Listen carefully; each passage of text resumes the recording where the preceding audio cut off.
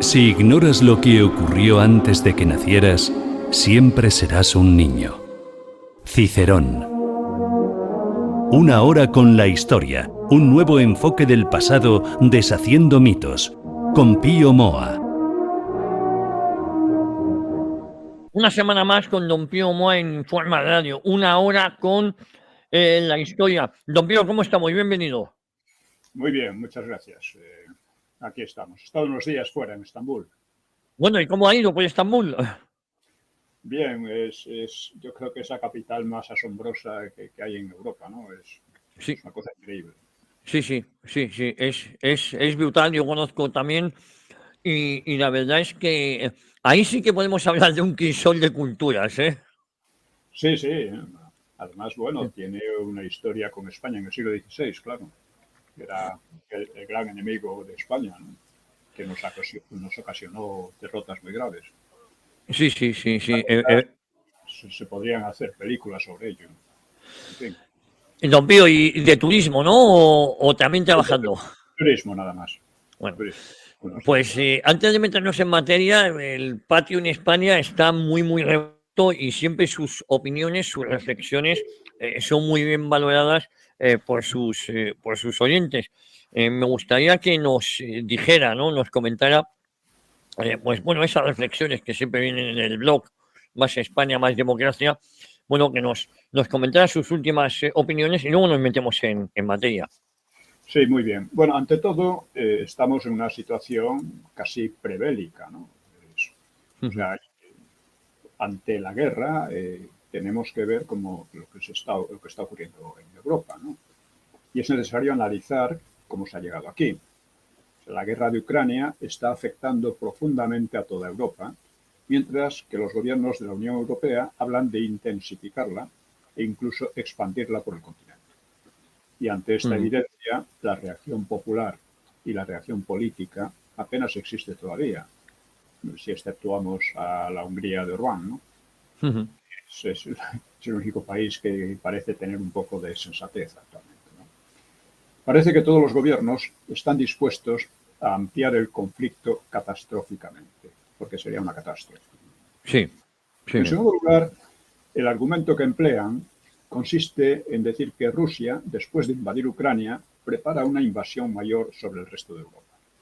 Y claro, ante esta amenaza, que se presenta como inevitable, pues la Unión Europea tendría que prepararse para derrotar a Rusia, a ser posible. A ser posible en Ucrania, ¿no? Y si no en Ucrania, pues en el resto de Europa, en una guerra general. Claro, hay que preguntarse, ¿es este un argumento real o es mera propaganda que esconde otros objetivos? Bueno, el argumento especulativo de una agresión rusa general demuestra la realidad de que los cálculos de la OTAN y la Unión Europea han fallado. Porque recordemos que ya desde la tercera semana de la invasión afirmaron que Rusia había perdido la guerra. No sé si recuerdan las informaciones que venían de la inteligencia británica, que aquí inteligencia británica aquí parece casi la palabra de Dios, ¿no?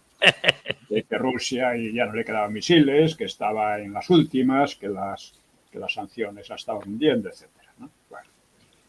Bueno, con esa perspectiva de que Rusia había perdido la guerra, pues engañaron a Zelensky, no deliberadamente, sino porque la OTAN y la Unión Europea estaban convencidas de que el ejército ruso era atrasado en armas, atrasado en doctrina y sobre todo de que las sanciones arruinarían a su economía y más todavía de que aislarían internacionalmente a Rusia, con lo que Rusia solo podría ir al desastre en un plazo corto o medio. Y el desastre de Rusia podría terminar pues fraccionándola en varios estados títeres de la OTAN, ¿no? Bueno, esos cálculos han fallado, por lo que ahora la argucia es la contraria. Rusia y su ejército resulta que son tan potentes que amenazan a todo el continente. O sea, hay que tener en cuenta cómo se han ido desarrollando todas estas argumentaciones y todos estos preparativos, ¿no? Bueno, pues para entender la cuestión es preciso atender a otros aspectos generales. Primero, ¿es la OTAN la que ha ido rodeando progresivamente a Rusia de bases militares, y no a la inversa. Segundo, esto es muy importante, los presupuestos militares de la OTAN, incluso los presupuestos de la Unión Europea ella sola, son inmensamente superiores a los de Rusia. No es que sean un poco más, son 10, 15 veces superiores, ¿no? Los de la OTAN, incluida USA, y excluida USA, pues siguen siendo muy superiores, ¿no? Y en tercer lugar, las economías de la OTAN y de la Unión Europea son también muy superiores a las de Rusia. El PIB de Rusia es como una vez y media o 2 veces la de España, como mucho, ¿no? O sea, Es así. Alemania y Francia, todos juntos, son muy superiores a los de la Unión Europea, ¿no? Lo cual, claro que en la cuestión influyen otras cosas, pero tener unas economías mucho más potentes les permite incrementar sus gastos militares actuales mucho más que a Rusia, porque los gastos militares tienen un límite en que arruinarían al resto de la economía. O sea, hay una economía totalmente de guerra, no se puede hacer así, ¿no? La gente tiene que comer, tiene que hacer muchísimas cosas, ¿no? Por lo tanto, es muy poco probable, a no ser que los dirigentes rusos hayan vuelto locos, que no lo creo, ¿no? Es muy poco probable que Rusia se proponga atacar a potencias que en realidad son mucho más fuertes. Puede vencer en Ucrania, pero más allá de Ucrania No, es probable. complicado. Debemos entender también 3 precedentes. El primero es que Putin no quería la guerra, y eso lo demuestran los acuerdos de Minsk de 2014, cuando empezó el problema por una especie de guerra civil en el Donbass, ¿no? Cuando los ucranianos querían extirpar la cultura rusa, la lengua rusa, etcétera, y claro, encontraron una resistencia, ¿no? Los acuerdos de Minsk fueron firmados por representantes rusos, representantes ucranianos y de la OSCE, o sea, la Organización para la Seguridad y Cooperación en Europa, que representaban a la Unión Europea y a la OTAN. Bueno, los acuerdos garantizaban la unidad de Ucrania, eso sí, con autonomía para las regiones de lengua y cultura rusas, lógicamente, ¿no? Que estaban siendo atacadas en guerra civil por el gobierno de Kiev. Sabemos, por confesión propia de Merkel, de los ucranianos, etcétera, que los acuerdos los firmaron los occidentales con la intención de engañar a los rusos, de incumplirlos y ganar tiempo para rearmar a Ucrania. Es decir, para proseguir la guerra a mucha mayor escala en Ucrania, con la ilusión de que derrotar allí a Rusia y le causaría un incalculable desastre político interno. Luego hay que recordar también que todavía 6 semanas después de que comenzado la guerra, en marzo de 2022, pues... No, perdón. No, de... Los 22, o sea, 6 semanas... Sí, 6 semanas después de la guerra, efectivamente, que empezó en 2022, ¿no? Pues pudo haberse llegado a la paz sobre la base del reconocimiento de la neutralidad de Ucrania. O sea, que la OTAN no se extendiese por Ucrania. Porque Rusia considera que está rodeada de bases de la OTAN. Bueno, en fin, o sea, hasta llegar a la cuestión de Ucrania. Ahí ya resultó intolerable, ¿no? Pero el acuerdo fue saboteado directamente por Inglaterra e indirectamente por USA, claro está, pero fue Inglaterra la que presionó directamente sobre la base del cálculo que ya hemos mencionado, de que los ucranianos con un buen ejército, más o menos dirigido por la OTAN, pues podrían derrotar a Rusia, podrían arruinarla, podrían aislarla, etc. Bueno, pues se lo creían. Y con esta creencia, pues sabotearon los acuerdos a los que se estaba llegando en Turquía en las negociaciones de paz. Luego, la derrota de Rusia y la fragmentación de su enorme territorio, pues parece un objetivo crucial en la gran estrategia de la OTAN, especialmente de la estrategia useña e inglesa, que son las que pretenden imponer su modo de vida, su idioma y todo en todo el mundo. Y por razones que no son del todo explícitas, pero que parecen relacionarse con unos vastos designios geopolíticos y económicos de hegemonía mundial. En todo caso, y a día de hoy, la percepción rusa, ellos creen que están sufriendo una agresión de los herederos de Napoleón y de Hitler. Y esto suena bastante más razonable que la de una prevista gran ofensiva rusa sobre el resto de Europa. Hoy por hoy parece que en fin, los rusos tienen sus temores también, consideran que están siendo agredidos por los sucesores de Napoleón y de Hitler, y esto tiene algo de realidad. Lo otro, que son los rusos los que pretenden expandirse por toda Europa, me parece que tienen mucha menor realidad.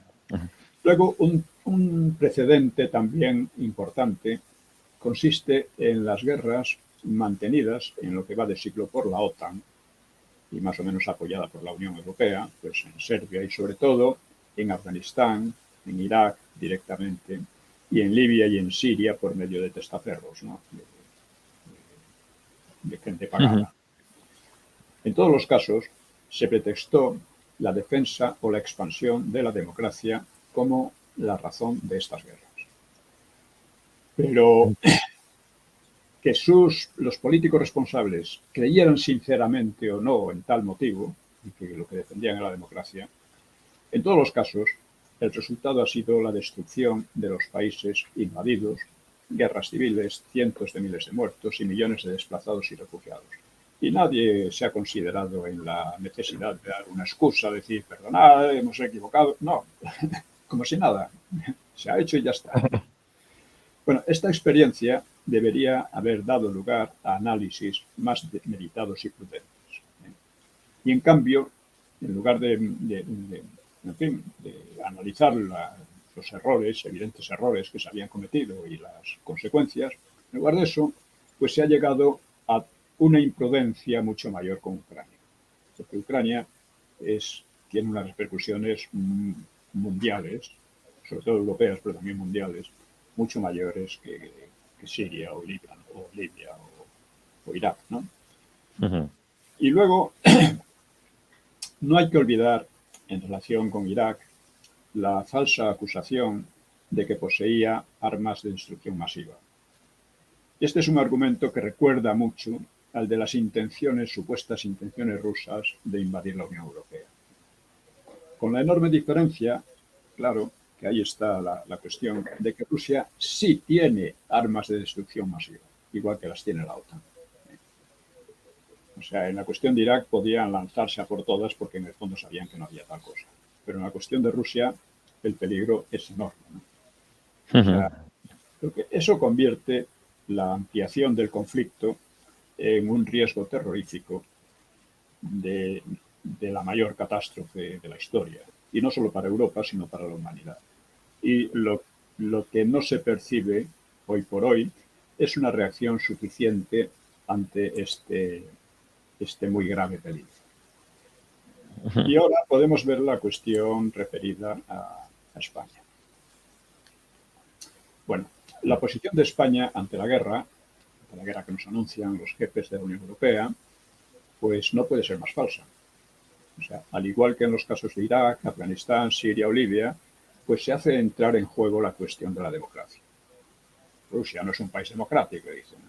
Pero aquí tendrían que ser obvias dos cuestiones. Primero, que la cuestión de si hay más o menos democracia en Rusia corresponde abordarla a los rusos. De ninguna manera la va a resolver la OTAN ni la Unión Europea, como no la han resuelto ni en Siria, ni en Afganistán, ni en ningún sitio, ¿no? Y en cuanto a España, pues España no puede dar lecciones de democracia a nadie, siendo un país con leyes totalitarias de memoria, de género, de odio y similares. Leyes que atentan directamente contra la libertad personal y contra la libertad política. ¿Qué clase de democracia es esta que tenemos aquí? Es un chiste, ¿no? Claro. Bien, es verdad que España no hace más que seguir el camino impuesto por la Unión Europea, con la excepción de Hungría, y en menor medida de Polonia. En segundo lugar, debe repetirse, hasta que cale en la conciencia común, que España no es propiamente aliada en la OTAN y la Unión Europea, sino más bien una servidora auxiliar de los intereses de USA y de Inglaterra. En todo caso, del eje franco-alemán, que también es un eje que está medio estropeado hoy día, ¿no? Y España, por obra de sus gobiernos, PP y PSOE, que solo dicen la verdad cuando se acusan mutuamente de corruptos. Ahí tienen razón los dos. Sí. Las acusaciones mutuas en el Congreso, y dice, bueno, si tienen razón. Los del PP diciendo, ustedes son corruptos, no sé qué, los seres, bla, bla, bla, bla, bla. Y los otros responden, anda, que ustedes tienen razones para criticarnos, ¿no? A Gürtel y, en fin, y todas estas cosas, ¿no? Son los únicos puntos en que dicen la verdad los dos. Todo lo demás miente. Bueno, para estos dos partidos no cuenta el hecho de que tales supuestos aliados, la OTAN y la UE, invaden España en el punto estratégico de Gibraltar. A ellos les da igual que USA tenga bases militares que, una vez caída la Unión Soviética, no defienden a España. Claro, las bases militares useñas defendían a España ante una posible expansión soviética, pero eso ya no existe, ¿no? No solo no defienden a España, sino que nos hacen blanco de la guerra que parecen estar preparando. No tienen en cuenta que la OTAN y parte de la UE protegen a Marruecos, que es la única nación que amenaza directamente nuestra integridad territorial y de la cual, o sea, Marruecos, son también muy amigos tanto el PP como el PSOE. Los dos consideran las relaciones con Marruecos prioritarias en las relaciones de amistad, ¿no? en la política internacional española. Es asombroso. Un país que dice que se quiere quedar con Ceuta y Melilla y si puede con Canarias y vete a saber si puede infiltrar aquí población para ir islamizando el país. Y nada, los gobiernos españoles dicen que somos amiguísimos, que quieren hacerse amigos y les ceden de todo, ¿no? Bueno, pues esta es la situación. Sí, esa es la situación. Claro, estos gobiernos verdaderamente conciben el papel de España como suministradora de carne de cañón, empujándola a un posible conflicto general por intereses que podríamos simbolizar en Gibraltar. Porque no hay que olvidar que tanto el PP como el PSOE convirtieron a Gibraltar en una colonia, la única colonia en Europa, una colonia que antes era ruinosa para Londres, después de que en tiempos de Franco se infligiera a Inglaterra la gran derrota diplomática en la ONU, que por supuesto Londres no hizo como si nos enterase, ¿no? Pero que no deja de ser una derrota moral, política y diplomática que no se ha aprovechado, sino que al contrario se ha echado a perder tanto por el PP como por el PSOE. Y aquella colonia, que antes era ruinosa para Londres, pues la han convertido en un emporio de negocios oscuros, de negocios corruptores de la política nacional, porque corrompen todo. Luego, España se encuentra en una posición falsa porque sus gobiernos han hecho de España un país dependiente, sin verdadera soberanía política.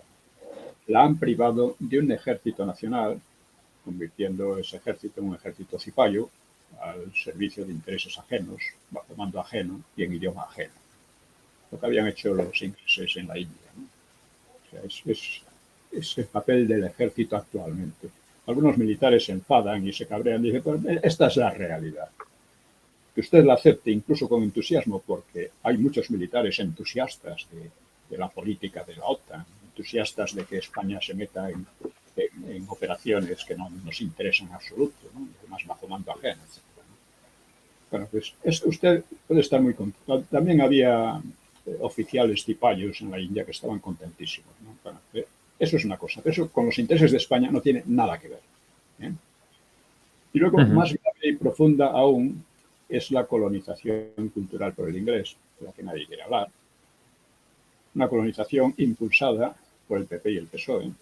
Estos dos partidos uno analiza su trayectoria y se queda verdaderamente perplejo, ¿no? Amigos de Marruecos, amigos de la OTAN, amigos de meter a España en follones y en cosas que no nos interesan para nada, ¿no? Completamente incapaces de una política independiente y digna, ¿no? Bueno, pues es más, el inglés es la lengua oficial, de hecho, oficiosa por lo menos en la Unión Europea. a pesar de la salida de Inglaterra, lo cual revela también la clase de unidad política que trata de imponerse en Europa, ir desgastando y desplazando y pues arrinconando progresivamente las lenguas nacionales. De hecho, en España ese desplazamiento es claro, basta salir a la calle y ver los anuncios, edificios, en fin, negocios, etc. ¿no? Pero eso es lo de menos, porque se considera el inglés pues la lengua, se considera de hecho, ¿no?, la lengua de la cultura, la lengua de la ciencia, la lengua de la economía, la lengua de lo militar, la lengua del teatro, eso, la lengua por excelencia. Y aquí en España pues podemos entendernos en español todavía como la lengua doméstica, pero nada más. Claro, el español se va desplazando, ya digo, a lengua doméstica, muy contaminada de Spanglish, y eso es un fenómeno creciente, alentado por estos gobiernos. Ya digo, en la ciencia, la técnica, el deporte, la economía, la cultura en general, usted coge el Real Madrid y Sí, es verdad. es increíble, ¿no? Es que hay que ser globales, como dicen ellos. Ya no es español, es global. Y ante esta situación y sus evidentes peligros, pues peligros ante una guerra que están preparando, porque lo dicen abiertamente, no es que disimulen, no disimulan nada, ¿no? Bueno, pues no se percibe una reacción adecuada en España, sino más bien una atonía general. O sea, el país parece una gran masa amorfa y sin espíritu, que se deja conducir como sonámbula a un conflicto cada vez más posible por intereses que ni nos van ni nos vienen. Nosotros no tenemos conflictos con Rusia, pero nuestros amigos y aliados sí nos invaden, apoyan a nuestros enemigos, ¿no?, y quieren llevarnos de carne. Bueno, pues España queda como una masa en una pérdida acelerada de su identidad por la supeditación de que hablamos, combinada con una verdadera invasión de inmigrantes inasimilables, sobre texto además de que vienen a pagar nuestras pensiones. Vienen encantados, nos van a pagar nuestras pensiones. No piensan en otra cosa. Las pensiones de una sociedad envejecida y caduca y al parecer que ya sin ánimo de permanecer en el escenario de la historia. Esa es la impresión que da España ante estos retos, ante estos problemas enormes que se nos vienen encima. Pues ante los anuncios de una nueva guerra europea, España debe recobrar la política de neutralidad que la salvó de las dos pasadas guerras mundiales, lo cual implica al mismo tiempo recuperar la democracia y la conciencia de nuestra propia historia y de nuestra propia cultura. Además que tanto en la Primera Guerra Mundial como en la Segunda, la neutralidad de España no solo fue buena para España, no fue una cosa puramente egoísta. Fue una cosa que, en la medida de lo posible, vino muy bien a Europa. Por ejemplo, en la Segunda le vino muy bien a los judíos. Ya fue casi uno de los poquísimos países que les ayudaron. Y, en fin, estamos ante un reto histórico que es preciso afrontar so pena de disolución nacional. Y hablando de estas cuestiones, en el blog vengo hablando también de algunos libros que creo que no conviene que se olviden, algunos libros que he escrito, por ejemplo, sobre la Reconquista, sobre la cantidad de equívocos y falsedades que se han establecido sobre ellos, ¿no? Por ejemplo, es muy frecuente que las historias de España en la llamada Edad Media, o sea, la edad de supervivencia de Europa, pues pasen por alto o nieguen el papel del reino visigodo, que es el papel del reino visigodo en la Reconquista, suponiendo que el legitimismo visigodo que se invocó por los reyes de Asturias, pues fue un invento ideológico tardío. No se sabe bien por qué. De repente, unos años después, al parecer habían olvidado todo lo referente al reino hispanogodo y les dio por reivindicar aquello. Las historias que se escriben son así, ¿eh? Otra suposición es que el reino visigodo había quedado olvidado muy pronto después de la invasión musulmana. Otra suposición añadida es que el reino de Toledo se encontraba en descomposición o en decadencia cuando llegaron los invasores. claro, la victoria islámica fue muy rápida y muchos la explican así. Claro, era un país que estaba ya al borde de la ruina, ¿no? Es más, hay algunos que dicen que no hubo tal invasión, sino que simplemente vinieron aquí, la gente los acogió y por lo tanto no hubo, por supuesto, reconquista. Es más, algunos dicen que, claro, la palabra reconquista es muy tardía, porque antes se solía llamar la restauración. Esas personas parecen creer que la gente no tenía cabeza antes de que se inventara la palabra para nombrarla. Muchos nombres, por ejemplo, de guerras, pues son muy posteriores a la guerra en sí. La guerra de los 100 años, nadie dijo, me voy a la guerra de los 100 años. Nadie sabía que era la guerra de los 100 años o la guerra de los 30 años, ¿no? Es más, tampoco existía, claro, los nombres vienen, al analizar aquello, vienen después, ¿no? Entonces, en España vemos que antes era un país cristiano, europeo, etcétera, de raíz latina, y después se convirtió en Al-Ándalus, la mayor parte del país, prácticamente todo el país al principio, ¿no? Al-Ándalus, que era un país completamente distinto, de lengua árabe, de cultura islámica, de cultura no europea, etcétera. Y finalmente volvió a ser cristiano, etcétera. Pues eso fue una reconquista. Reconquista es muy correcta la palabra porque fue una evolución que se hizo de manera militar, fundamentalmente militar. Y es más, de acuerdo con estas personas, ni siquiera existiría un concepto de España, a no ser meramente geográfico, ¿no? O sea, antes decía que España no existía como entidad política, ¿no? Como entidad nacional. Era un nombre de una zona, algo así como los Balcanes, el desierto de Gobio, el mar Caspio, pues lo mismo, ¿no? España como concepto cultural o político no habría existido hasta fechas muy posteriores. Las fechas que a cada profesorcillo de estos, historiador de la galería de charlatanes, pues le da. Unos dicen que con los Reyes Católicos, otros que nace con la Constitución de 1812, en fin, hay diversas teorías.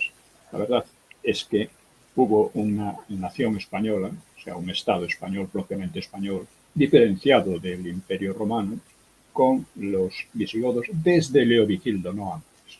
Antes de Leovigildo, los visigodos eran simplemente un poder extraño que se había impuesto aquí por las armas y ya está, que podía haber emigrado a otro sitio, como emigraron los vándalos y otros. Sí. Los visigodos venían emigrando desde Suecia o desde Lituania, por ahí, por el este de Europa hasta llegar a España. Podrían haber seguido. Pero aquí se quedaron, Leovigildo tuvo la iniciativa y la idea de crear un Estado en la península ibérica, etcétera, y no lo consiguió del todo, pero puso lo fundamental. Luego Recaredo, al convertirse al catolicismo, lo culminó.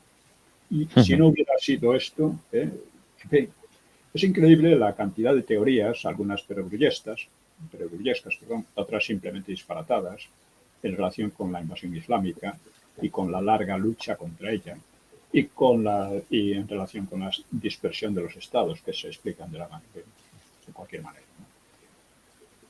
La actual universidad en concreto pues fabrica, al respecto de la reconquista, que no le quieren llamar reconquista, incluso lo prohíben, fabrica charlatanería a destajo. En el agravante, ya digo, muchos profesores la imponen despóticamente a sus alumnos. Y en todas estas variadas historietas hay un fondo común del que nacen esas teorías. Y ese fondo común es la aversión a la idea de España. O sea, yo he estudiado un poco esa aversión, que toma gran fuerza desde principios del siglo XX. Sí. Esto se ve ya en Ortega y Gasset. Y que marca o contamina, o sea, para él la historia de España había sido un desastre, una equivocación, una cosa enfermiza, cosas así. Lo mismo que para Azaña, para los llamados regeneracionistas, etc. Pero esa aversión a la idea de España contamina tanto la historiografía como las políticas del siglo XX y de lo que va del XXI. Y uno de sus efectos fue la guerra civil. Sí. La guerra civil fue una alianza de sovietizantes y separatistas fundamentalmente. y solo eso ya nos indica el fondo de la cuestión. Y actualmente, pues esa aversión a la idea de España pues está propiciando un proceso de disgregación, un proceso golpista que se vuelve más dañino cada año que pasa. Claro, la pregunta básica sería, ¿por qué la historia posterior a la invasión islámica ha sido tan diferente en la península hispana y en el Magreb, que ha sido radicalmente distinta, ¿no? Aquí se volvió a la cultura latina, católica, etcétera, y europea, y el Magreb ha quedado islamizada, en fin, no sé si para siempre, pero así ha sido. Y en España no. Pues ha sido tan, es necesario dar una respuesta a esta pregunta, porque ha sido tan diferente, ¿no? Es lo que he intentado en el libro La Reconquista y España, publicado hace pocos años. Bueno, pues yo creo que con esto podemos seguir los temas que estábamos, que era el franquismo en la Guerra Fría. Eso es, el papel del franquismo en la Guerra Fría. Exactamente, ¿no? Pues, digamos, el franquismo apoyó a USA en la Guerra Fría, la apoyó por encima de la relación con los países de Europa Occidental, lo cual es muy lógico, porque era USA quien defendía a Europa Occidental. Europa Occidental no estaba en condiciones de defenderse a sí misma ni remotamente.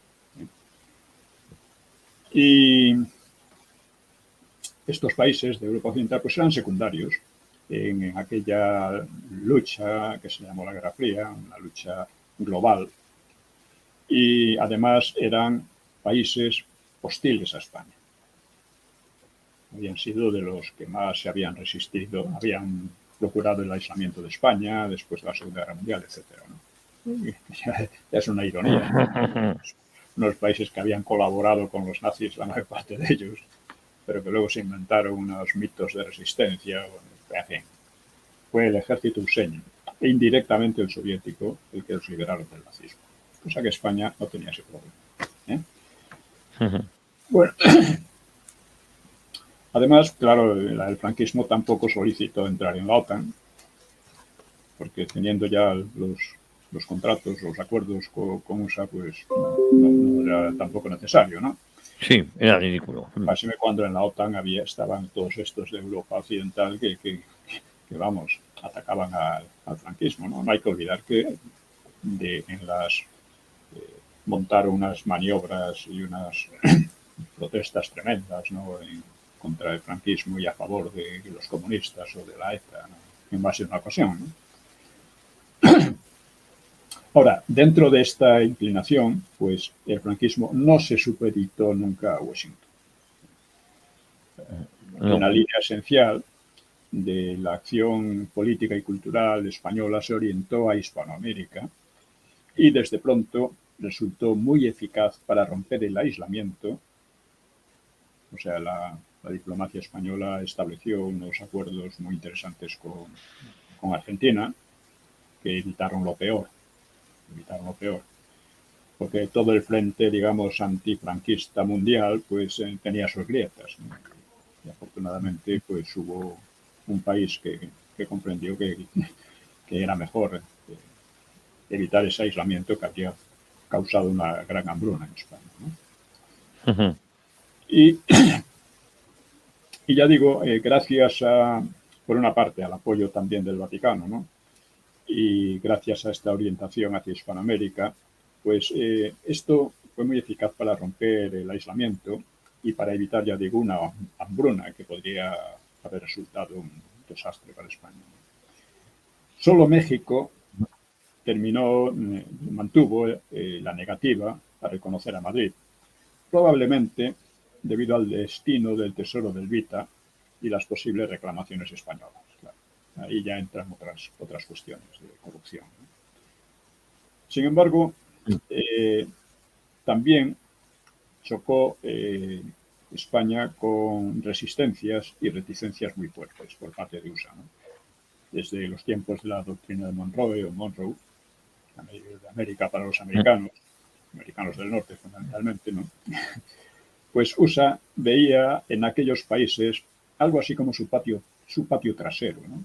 Su zona privilegiada de influencia.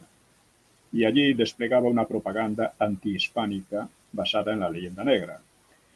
Y no veía con buenos ojos, digamos, la intromisión española. Para ellos era una intromisión, ¿no?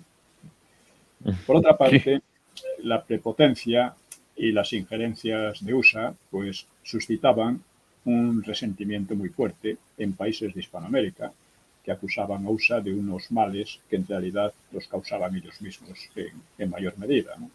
El golpismo, la corrupción, etcétera.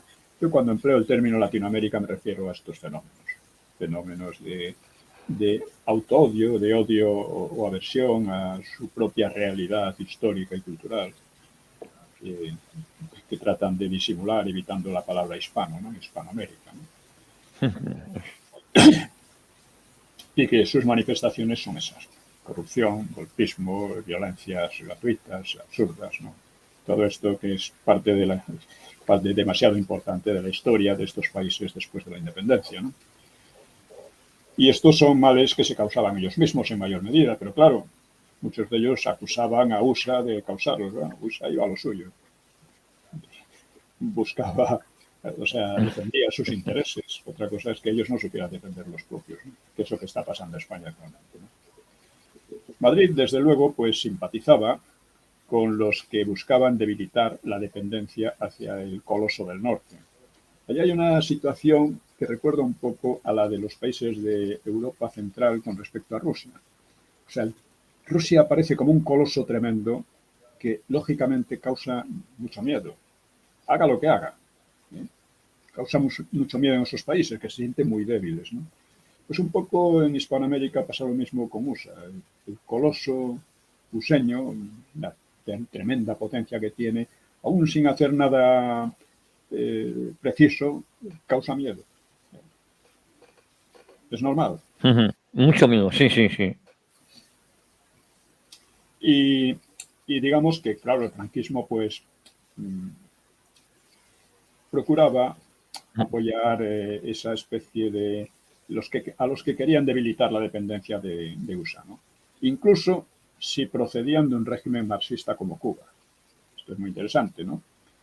El franquismo desafió el embargo impuesto por USA a Cuba, embargo debido a la nacionalización por Fidel Castro, nacionalización y sovietización de Fidel Castro de muchos intereses económicos useños, ¿no? Eso es. Por eso Franco mantuvo las relaciones políticas y económicas con Fidel Castro, no se sumó al embargo que decretó Washington en represalia por las expropiaciones, ya digo, y a pesar de que muchos españoles habían sido también expropiados. O sea, España vendió a Cuba camiones, barcos de pesca modernos y bienes de equipo diversos, ¿no? Y a la muerte de Franco, pues Fidel Castro decretó en sordina, ¿no? Pero he leído, y me parece que es cierto, que decretó 3 días de luto en Cuba. Pues, en fin, las paradojas de la vida y de la política, ¿no? Otra oposición cerrada a la política de Madrid pues venía de los españoles exiliados. Pues eran casi los peores muchas veces. Se ha creado una leyenda de esos maravillosos exiliados, bla, bla, bla. Muchos de ellos eran simplemente criminales que claro, no querían volver a España por si las moscas, ¿no? Simplemente criminales. Sí, claro, había escritores, había casos como el de ¿cómo se llama? El historiador medievalista, el más importante, Albornoz. Sánchez Albornoz, sí, que fue embajador Sí, pero podía haber venido a España tranquilamente, nadie, al contrario, lo iban a celebrar si viniera aquí, pero estaba en un plan un poco tonto, ¿no? Realmente un poco sin sentido ninguno. No, es que yo soy republicano hasta el fin, a pesar de que él mismo llegó a decir que si hubieran ganado los suyos, ellos habrían tenido que salir pitando, ¿no? Pero bueno, es así. Hay gente de todo, ¿no? Una especie de orgullo castellano, además. Era muy castellanista. Pues es un historiador muy importante, el más importante historiador sobre la época, el que polemizó con con Castro, ¿no? Con Américo Castro. Sí, con Américo Castro. Castro se inventó aquello de las 3 culturas. Sí, claro que hubo 3 culturas, pero estaban a tortas entre ellas. Claro, al mismo tiempo, aunque haya guerra, siempre hay una interrelación mayor o menor, ¿no? Pero aquí lo principal fue la cultura cristiana y europea, ¿no? Que se impuso a la de tipo oriental, africano oriental e islámica. Pues esta es la realidad histórica. Este Castro, que llegó a hacerse muy popular en las universidades de USA y de Europa, ¿no?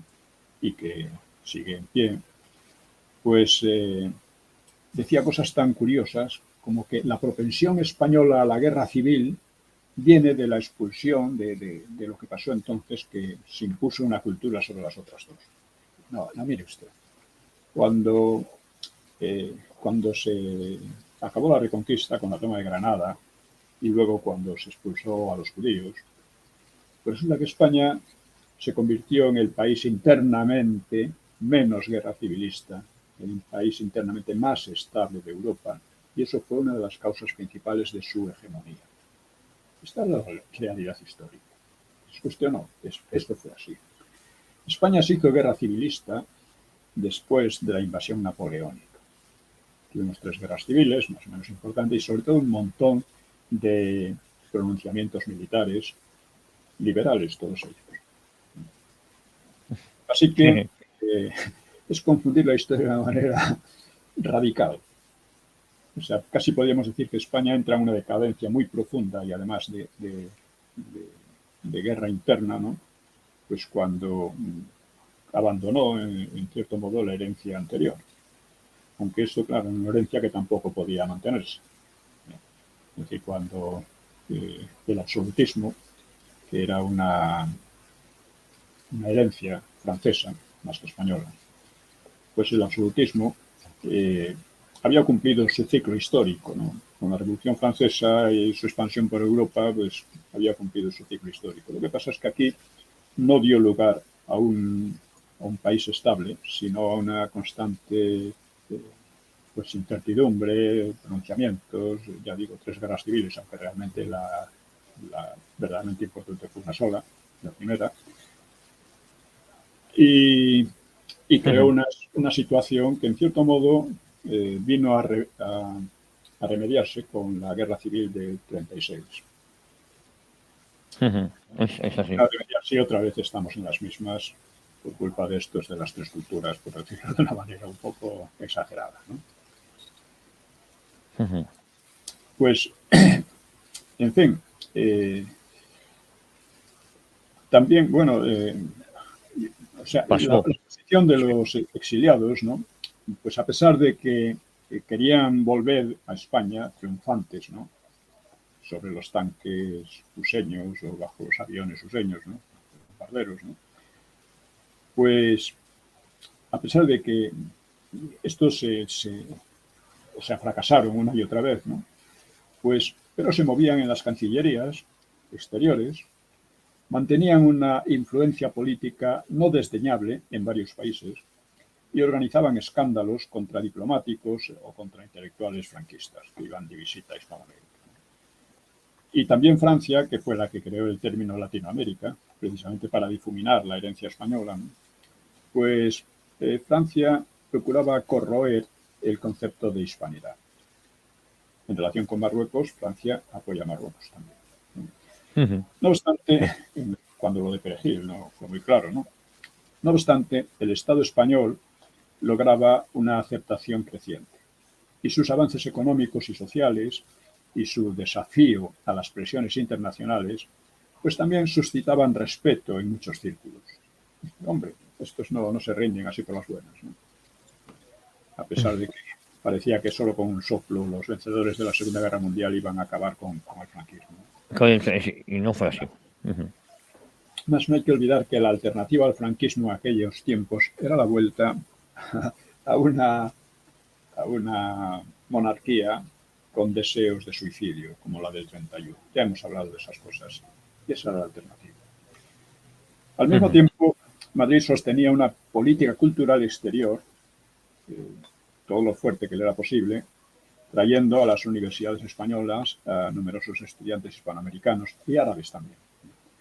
Y a ese efecto, pues creó el Instituto de Cultura Hispánica, que se orientaba a la defensa y la promoción de la cultura hispana, primariamente en América y Filipinas, y también inspirado en la idea de hispanidad que preconizaba pues, Ramiro de Maeztu, que fue asesinado por el Frente Popular en 1936, un filósofo. Pero, en fin, el Frente Popular era un gran amante de la cultura y de la tolerancia, no sabemos. Digo que el Instituto de Cultura Hispánica nació en 1946, o sea, en pleno auge de las amenazas exteriores, en pleno auge del aislamiento, ¿no? Y nació con un nombre muy adecuado a su objetivo, o sea, la cultura hispánica. Y ese objetivo fue desfigurado desde la transición, ya por la OCDE, que trataban de dar contenido más difuso, más amplio y económico. La acción cultural pues apoyaba de paso a una diplomacia muy activa.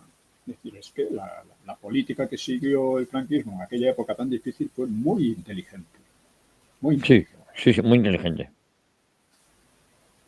Y asimismo, pues España procuró intensificar sus tratos con los países árabes y con Marruecos, una vez perdida la esperanza, pues, si alguna vez fue real o dio lugar a planes concretos de crear un vasto imperio en el Magreb y el centro de África. Eso cuando le pedía a Hitler para Franco para entrar en la guerra, le pedía primero una ayuda económica y con alimentos, etcétera, enorme que sabía que no podía dar, petróleo, etcétera, ¿no? Y también territorios en el norte de África, en el centro de África, a costa de los franceses, que sabía que no se lo podía dar. Sabía que no se lo podía dar porque además Franco estaba muy de acuerdo con Petain, que estaba en lo mismo, ¿no? Ninguno de los dos quería entrar, quería permanecer neutral. Y bueno, Francia lo consiguió, Petain lo consiguió hasta cierto punto y España lo consiguió plenamente.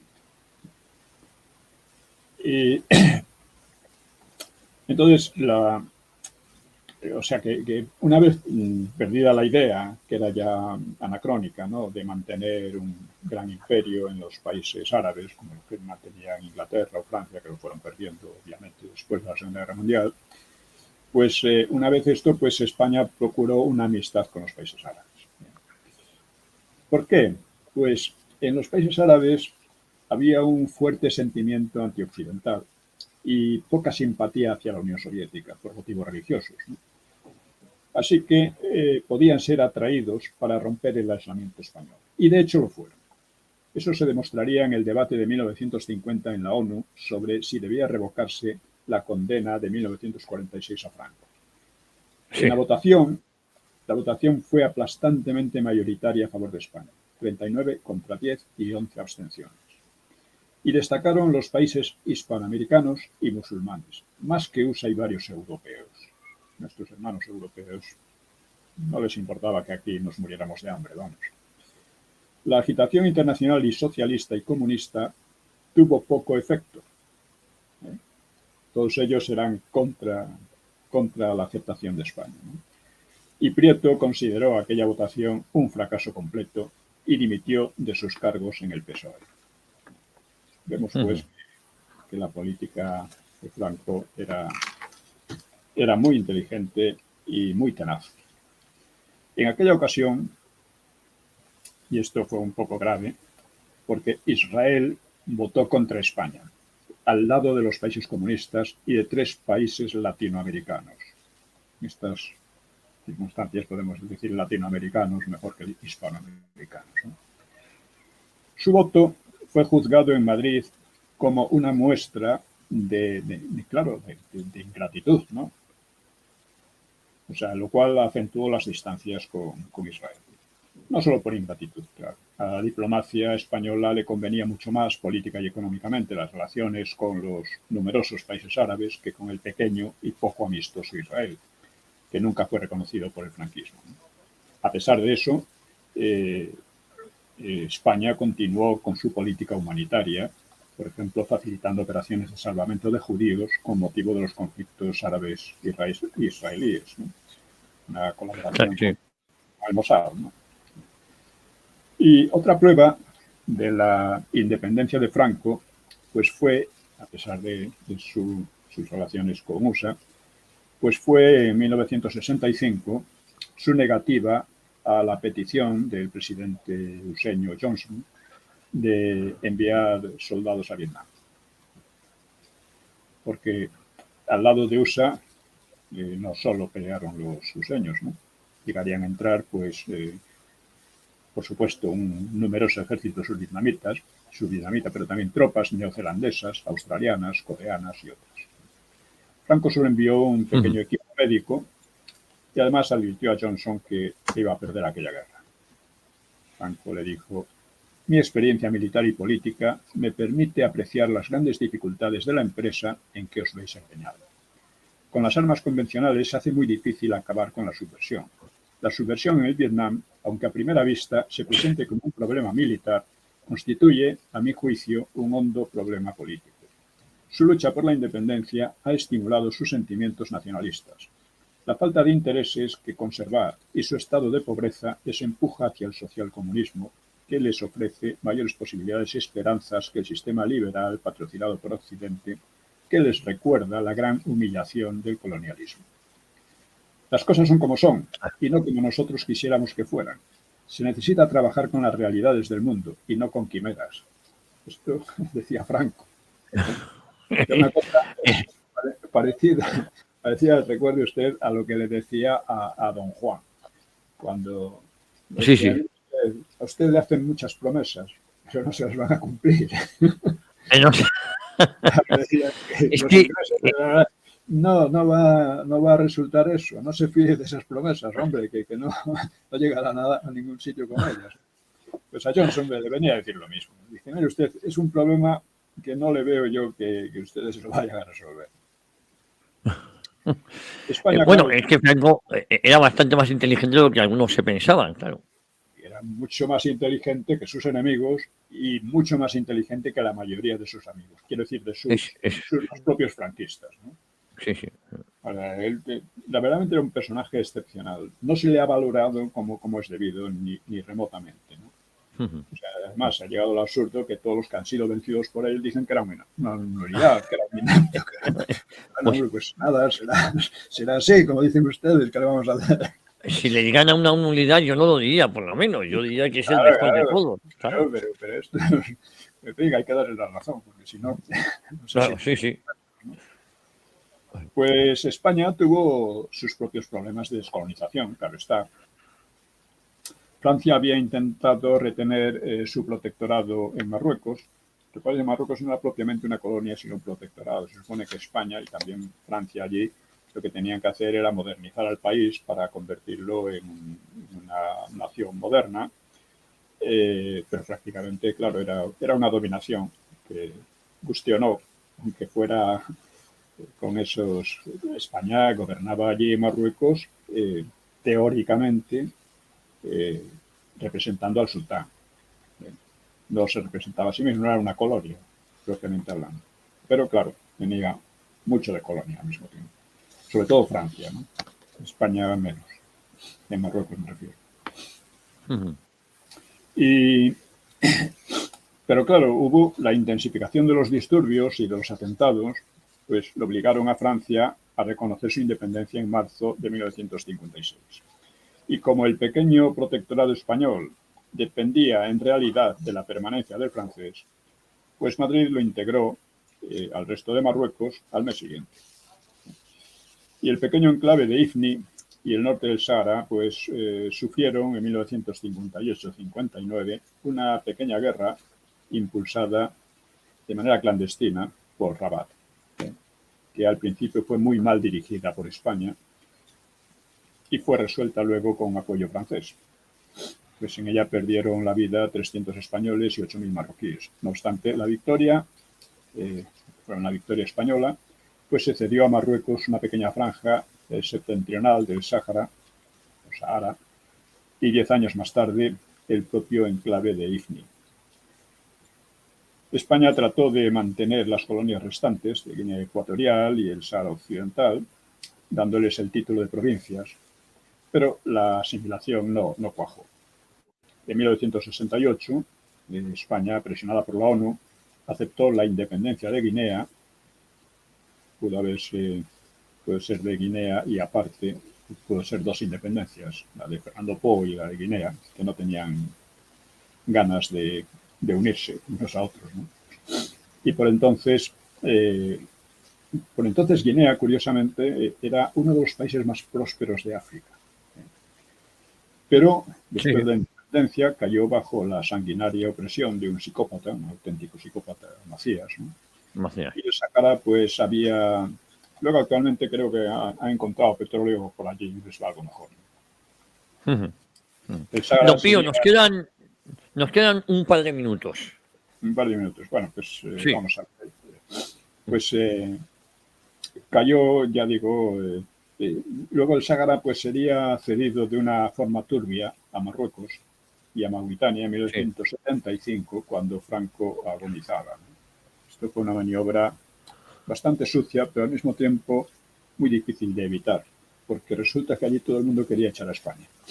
No querían echar los argelinos, querían echar los marroquíes, querían echar los mauritanos y los quería echar el Frente Polisario. Así que, aunque se hizo de una manera muy tosca, bueno, lo hizo realmente el rey, o sea, Juan Carlos, pues al final no resultó tan... España se libró de un problema, aunque teóricamente tenía que haber asegurado allí la autodeterminación, pero en aquellas circunstancias no sé qué habría pasado, ¿no? Desde luego nada bueno. Y Marruecos se quedó con el problema del Frente Polisario, que en cierto modo todavía sigue, hasta que ahora primero Zapatero y después el actual doctor, pues Sánchez ha apoyado a Marruecos totalmente, ¿no? Como de hecho los habría apoyado el PP. El PP lo que busca es decir, bueno, vamos a ver si nos deshacemos del problema por su cuenta y ya está. Luego otra cuestión en la política española, pues fue Gibraltar. De eso hablaremos ya el próximo día porque merece un poco más de atención. Sí. Ya que queda muy poco tiempo, pues lo podemos dejar aquí. Pues don Pío, lo dejamos aquí con la promesa de volver como siempre la próxima semana. Yo me quedo escuchándole, yo creo que todos los oyentes nos quedamos anonadados. La próxima semana aquí en Una Hora con la Historia en Informa Radio. Le mando un abrazo muy fuerte. Pues un abrazo para todos y muchas gracias. Gracias, don Pío. Un abrazo.